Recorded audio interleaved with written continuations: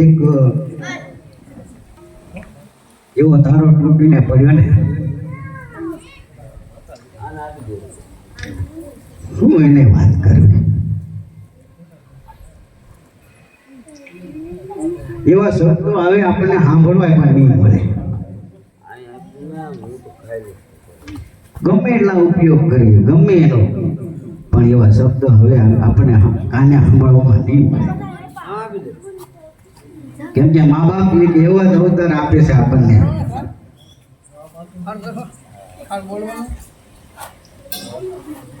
અવતાર તો આપે છે, પણ જીવન એવું આપણને આપે છે. પણ જો જીવન જીવતા આવડે તો, નકર તો રોજ જન્મે છે અને રોજ મરે છે. મરવાનું તો સૌને એક દિવસ તો છે જ. કોઈ આજ જાય, કોઈ કાલે જાય. પણ આ એક મનુષ્ય દેશ એવો જ છે કે આ જીવનમાં પરિપૂર્ણ કરવું હોય એ કરી શકે છે. પણ એવી ભાવના હોવી જોઈએ, એવી તમન્ના હોવી જોઈએ કે ના, મારે આ કાર્ય કરવું છે, મારે આ રસ્તા ઉપર હાલવું છે, મારે બીજો કોઈ માર્ગ જોતો નથી. અને ક્યારેક આ માર્ગ ઉપર હાલી ગઈ. અને આ માર્ગ ઉપર હાલવું એ કાંઈ બહુ સરળ નથી, કઠિન છે. કે છે ને, હરિનો માર્ગ છે સુરાનો નહીં કાયરના કામ. પ્રથમ પહેલા મસ્ત મૂકી વર્તી લેવું નામ. આ નામને જાણવા માટે જ આપણે આ સદગુરુ કરવા પડે છે. જ્યાં સુધી આપણને નામની ખબર પડતી નથી ને, ત્યાં સુધી આપણે બધા ગોતા ખાધા જ કરીએ છીએ. આ તો બધું એક કલ્પિત નામ આપ્યું છે આપણને, કે જીતુભાઈ છે, કે ધીરુભાઈ છે, કે ભાઈ વિઠ્ઠલભાઈ છે, પ્રતાપભાઈ છે.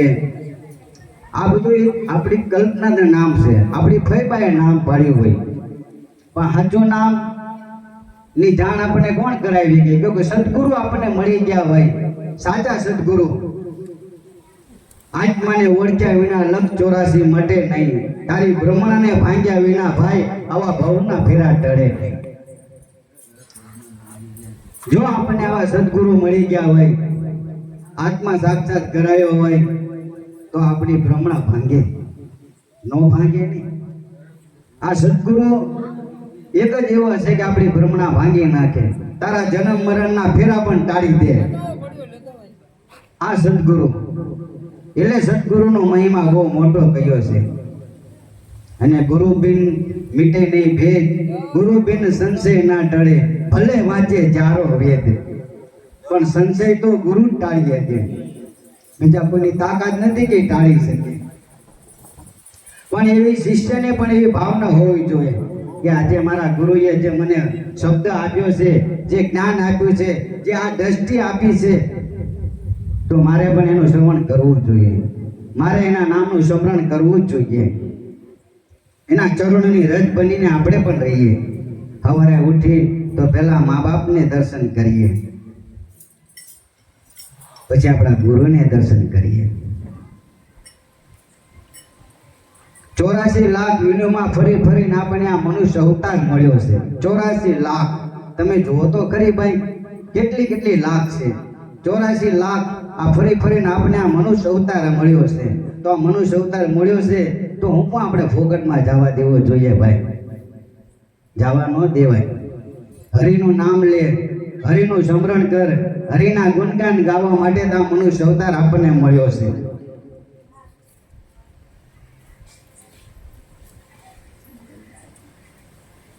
એટલે ગુરુ તો આપણે કરવા જ પડે ભાઈ. અને ગુરુ વગર કાંઈ થઈ શકતું નથી. ગુરુ કરીએ ને પછી આપણા કામ બધા સફળ જ થાય, કાંઈ અધૂરું રહેતું નથી. હા, એક છે કે કોઈ બધી ઈચ્છા પૂરી થતી નથી અને કોઈની પણ થઈ શકતી નથી. ભગવાન કૃષ્ણની પણ ઈચ્છા હતી તોય તો એને પૂરી થઈ નથી. ભગવાન રામની પણ ઈચ્છા હતી તોય પણ પૂરી થઈ નથી શકી. તો આપણે તો એક સામાન્ય મનુષ્ય, આપણે ઈચ્છા પૂરી નથી થઈ શકતી, અધૂરા જ રહી જાય છે. પણ અંત સમયે પ્રભુનું નામ લઈ અને એના નામ લઈને આપણા પ્રાણ છૂટે ને તો નક્કી આપણે બ્રહ્મગુટમાં જઈએ છીએ, એના ચરણોમાં જઈએ છીએ. ગીતામાં પણ લખ્યું છે કે હે અર્જુન, અંત સમયે જો કોઈ મારું નામ લઈને પ્રાણ છોડે છે એ નક્કી મને પામે છે. આ જીવ નક્કી મારા ચરણે જ આવે છે, બીજે ક્યાંય પણ જીવ જાતો નથી. આખો દિવસ તો કાંઈ નો કામ કર્યું હોય, આખી જિંદગી પણ કાંઈ ન કર્યું હોય, પણ અંત સમયે જો એનું નામ લીધું હોય ને અને એના પ્રાણ છોડીને એના દર્શન કરીને ગયા હોય ને તો ત્યાં પણ આપણા સ્થાન મળે. ન મળે એવું નહીં. આ વાતો ઝીણી ઝીણી છે પણ છે મોટી, ઝટપટ નથી સમજાતી. અને જો ઝટપટ સમજાય જાય તો પછી કાયમની ખટપટ મટી જાય. શબ્દના માર્યા મરી ગયા, શબ્દે છોડ્યા રાજ. જેણે જેણે શબ્દને વિચાર્યા એના સુધરી ગયા ભાઈ સબકાજ. આવા શબ્દના માર્યા તો મરી ગયા હતા ભાઈ. તો શબ્દના માર્યા કોણ મરી ગયું હતું અને કોણે શબ્દને વિચાર્યા હતા અને કોણે સુધરી ગયા કાજ. આ સાક્ષી આપણે ઘણી વખત આપણે બોલવી છે પણ આનો ઉકેલ કોઈ ક્યારેય પણ થયું નથી. તો કે શબ્દ મારા કોણ મરી ગયું હતું? તો કે અહલ્યા. એના પતિને શ્રાપ આપ્યો કે જાદુ પથ્થર થઈને પડ. ને પથ્થર થઈ ગઈ. તો શબ્દને વિચાર્યા કોણે? તો કે સબરી. આખી જિંદગી વનમાં રહ્યા. એના ગુરુએ કીધું કે આ જા, તારે પાસે રામ આવશે. અને અંત સમયે પ્રભુ રામ આવ્યા અને એનું જીવન સુધરી ગયું. અને શબ્દ હું છોડી દીધું. કોણે શબ્દ છોડી દીધા? તો કે રાજા ગોપીચંદ જોવો, 92 લાખ માણવાનો ધણી, એને પણ એ ગુરુ ભક્તિ લાગી ગઈ તો એને પણ છોડી દીધો રાજમહેલ. લઈ લે ફકીરી. એમની પત્ની પાસે જઈને કીધું કે મૈયા ભિક્ષા દે. તમે જો તો કરી આ ભક્તિનો માર્ગમાં તમે કેમ કહો? પત્નીની સામે કીધું કે મૈયા ભિક્ષા દે. આપણે કોઈ જીએ કી નો જીએ કી.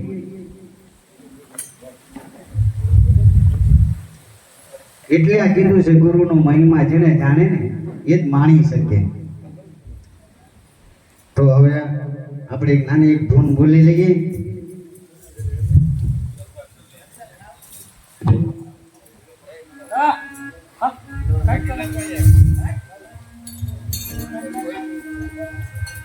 એ નારાયણ નું નામ ભજલે ભય નારાયણ નું નામ.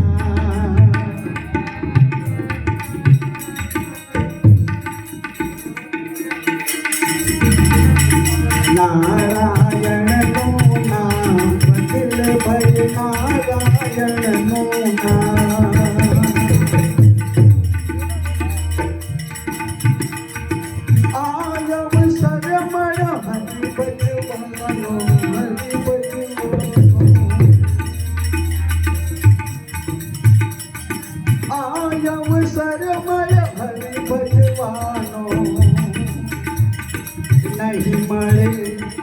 નહીં મળે વારંવાર ભજલે ભઈ નારાયણ નું નામ. નહીં મળે વારંવાર ભજલે ભઈ નારાયણ નું નામ. નારાયણ નું નામ ભજલે ભઈ નારાયણ નું નામ.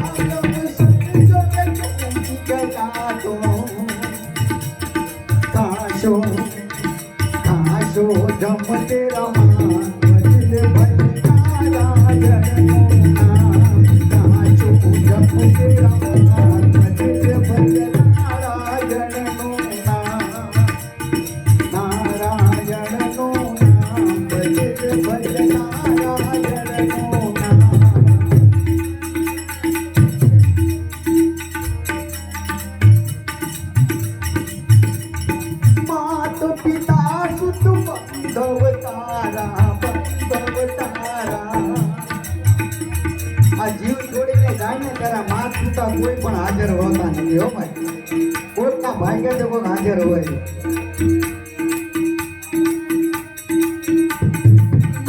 તો પિતા સુતુપા ભવતારા ભવતારા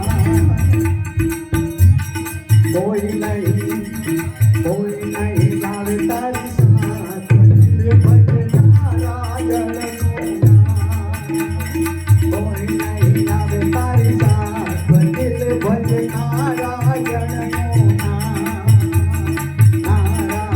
જળનો નારાયણનો નામ ભજનારા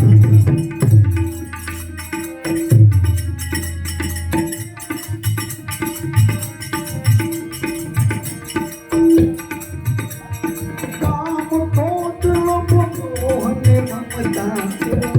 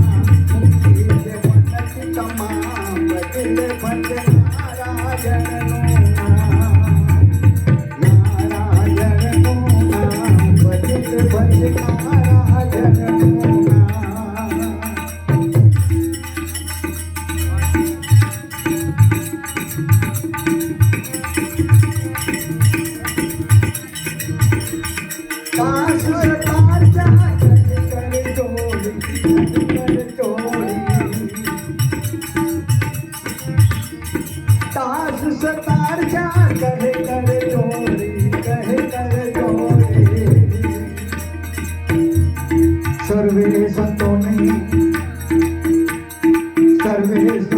सीताराम भजनारा जड़नो सर्वे संतों ने सीताराम भजनारा जड़नो सर्वे संतों ने राधे श्याम भजनारा जड़नो नारायणनो नाम भजनारा जड़नो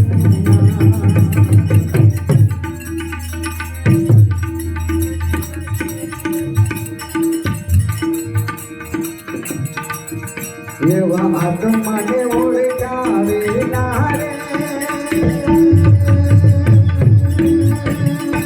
લખતો રાશી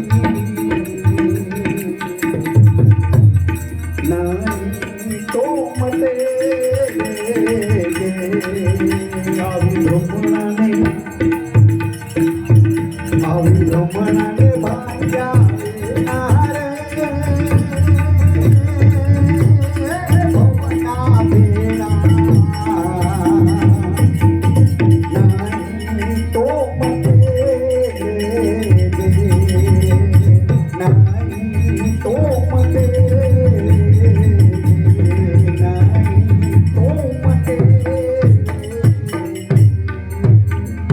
रामचंद्र भगवान की जय कृष्ण कन्हैया लाल की जय बोलो जीतू भाई की जय ओम नमः पार्वती पति हर हर